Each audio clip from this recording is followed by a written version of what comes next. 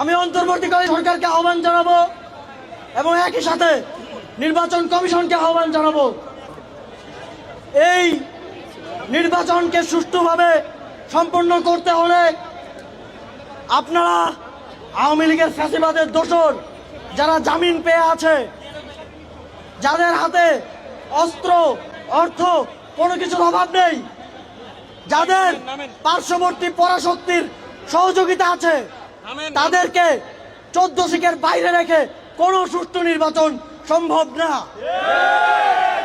যদি আপনাদের সুষ্ঠু নির্বাচন আয়োজন করার সদিচ্ছা থাকে তাহলে অবশ্যই এসব সন্ত্রাসীদের, আওয়ামী লীগের যতজন জামিন পেয়েছে হত্যা মামলার সকল সন্ত্রাসীদের চিহ্নিত করে করে আবার 14 শিখের ভিতরে পড়তে হবে। আমরা সরকারকে আহ্বান জানাতে চাই,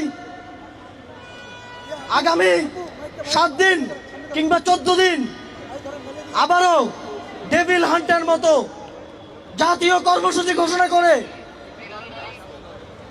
এই সন্ত্রাসীদেরকে গ্রেফতার করতে হবে এবং শাস্তির মুখোমুখি করতে হবে।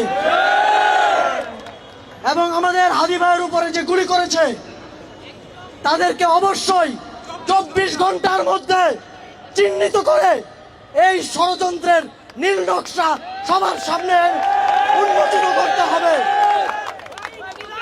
যদি আপনারা এটা করতে সফল না হন তাহলে আমরা মনে করব এই নির্বাচন আয়োজনের কোনো সক্ষমতা এই সরকারের এবং এই নির্বাচন কমিশনের নেই।